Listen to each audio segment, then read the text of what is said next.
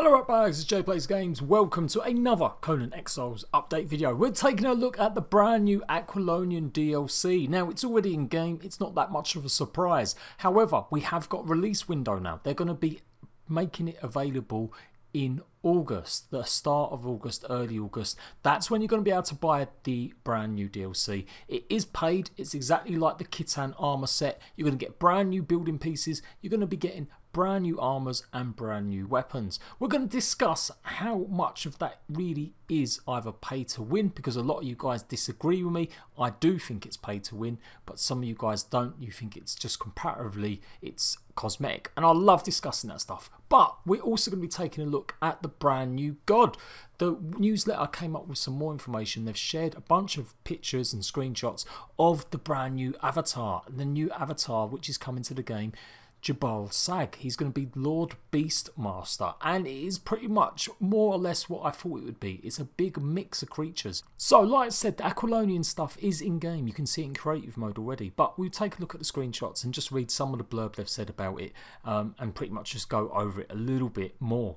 So I imagine it's going to be exactly the same price as the Khitan armor. It's got about the same amount of items and same amount of weapons, etc. Same sort of sets.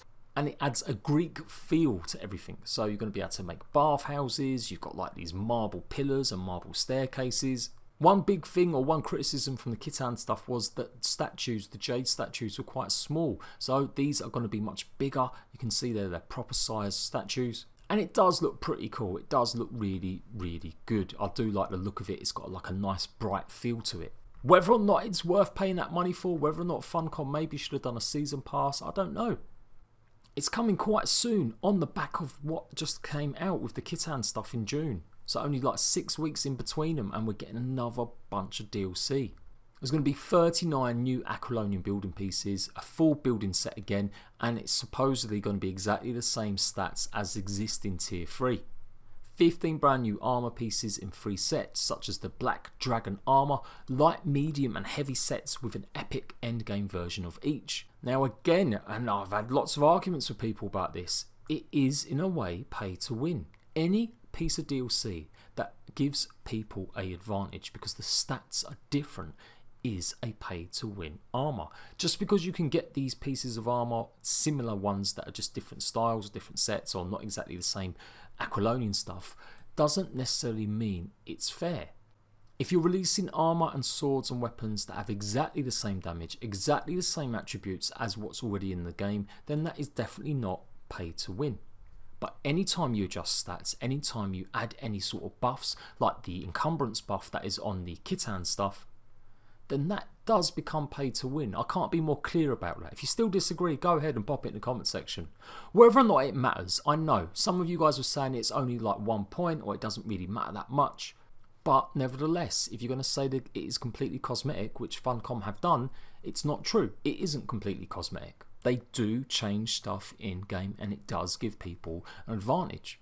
Anyway, just a little bugbear.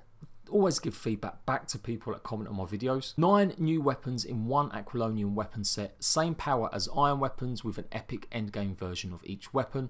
So very much like the Khitan set, there will be a star metal or a endgame version of each weapon.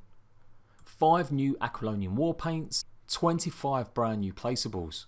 Now, they do put it here, all the new content from Aquilonia is exclusive to this DLC. The new items do not give any in-game advantage in power, as all items have comparable stats to existing items.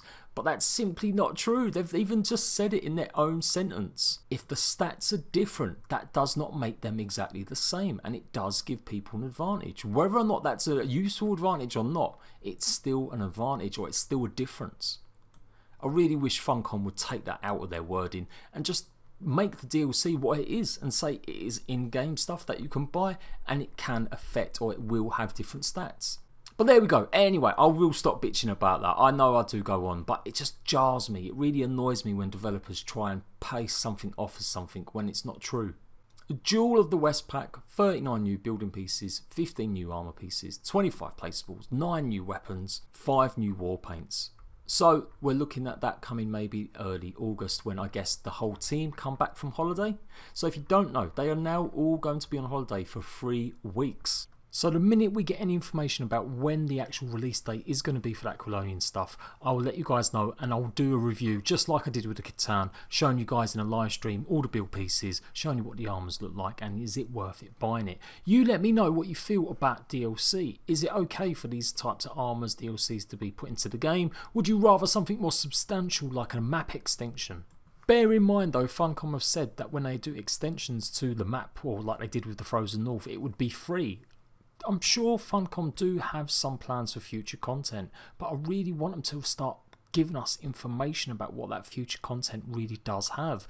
In-game mechanics that I spoke about in a previous video. So go and check that video out. I'll leave a link down below where I just talk about where the missing content is from early access that was spoken about and said they would implement at some point.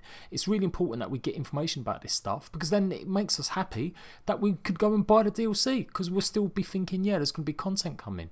But there's no point in buying DLC for a game that if you're starting to feel like the content is drying up. And that is a criticism that some of you have been telling me, that the content in the game is drying up a little bit. It is getting a bit repetitive. So some brand new systems would really spice it up, and then adding DLC that you can buy to spice it up even more, I think it's a win-win situation. Now we are getting the new god, and that is going to be brand new content, and it's going to offer brand new thralls and brand new pieces. So that's really good, and I know that stuff's going to be free, so that is a step in the right direction. But I do want to know about all the other things that they spoke about in early access. Anyway, let's go. Let's take a look at the brand new god and what to expect from the new dungeon. So the dungeon does look like it's going to be set in this woodland area. The dungeon is not going to be part of the normal map. I don't know exactly where the entrance is going to be, but it will be just like the other dungeons. There'll be a loading screen and you'll load into this brand new area. It looks a bit mythical, it looks a bit magical, and I really like that. These are only a few screenshots. They've not added any of the mob placements in there yet, so we don't know what kind of creatures we're going to be running into. But it definitely makes a big change from just being in a cave or a temple, actually being what looks to be outside in some sort of mythical plane. I really like that idea. It reminds me of Skyrim, when you would teleport to another land and take on other creatures, like in Oblivion, or more so actually. That's what it reminds me of. And the trees look pretty cool. They look pretty gnarly and twisted. Obviously I don't think we're going to be able to harvest anything in these lands or gather any resources. I could be wrong though. You can get resources from some of the other dungeons, particularly like the icky glue stuff and glow stuff, and you will obviously find some sort of chests and stuff.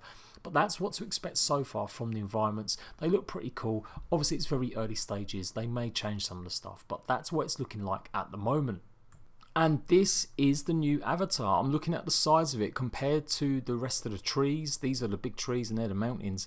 That is the brand new avatar. It is definitely a little bit different. We were surmising that it might not just be a complete hyena, and it isn't. It's a mix of all sorts of creatures. It has got some sort of hyena face, but it does also look like a bit of a mix with a wolf. And then obviously it's got the horns of some sort of goat or, deer, and then it's got feathers as well on its arms, and the back of it does look like it's got some sort of tiger or lion's body. So it's pretty cool. This is going to be a scary addition. It is going to be another humanoid avatar. So imagine this big guy coming along and demolishing your town, or calling it forth to go and demolish other players. I was really worried they'd gonna just make it a werewolf hyena, or they'd make it a hyena style creature, and I really like the idea. It's a big mix. If you've not seen my video talking about the new gods and the story where you can find actually JHEBBAL Sag's son, it gives you a little bit of information quest, go and check that video out. The link will be in the description down below and at the end of this video as well. But yeah, it looks pretty decent. It does look good. The avatars have always looked pretty good. I have really enjoyed the creation of them and how they look, the design of them. They're always pretty impressive. It's definitely pretty cool. I can't wait to get my hands on this and see what it's like. Hopefully the AI on them is going to be improved, and hopefully by the time they implement this, we'll have fixes for Dekatu's priest not spawning. They're also highlighting some changes they're doing to things like the Swamp King, but basically world bosses have been given new special attacks. You can see the same thing for the White Bat Demon, and the Frost Giants can now do powerful axe attacks. Something exciting as well is they're adding a screen to show what kind of damage you're doing to enemies. Whether you're sundering them, whether or not you're piercing them, you'll now be able to see it on the screen. It's popping up in these little icons. That is a really good move. Now this is already on the test server, so if you want to check it out, you can go and do that. And that is pretty much it. Go and check out the patch notes video that I've uploaded already if you want more detailed information about what has actually been fixed on Xbox One and PS4 and the fixes that are going to be coming eventually for PC. Well, they're live now on PC and they'll be coming to console hopefully in 3 or 4 weeks time. I am Jade Plays Games. To keep up to date with what's going on with the brand new God, when it's going to be implemented, all the information about Conan Exiles, make sure you've got notifications turned on. Come and join my Discord as well. Come and take a look. And I've also got a server running for PS4 on Conan Exiles. So if you want to come join me on my server, you can do so just by joining my Patreon or being a loyal rat bag. I'm Jade Plays Games. I'll see you rat bags for another look at Conan Exiles very soon.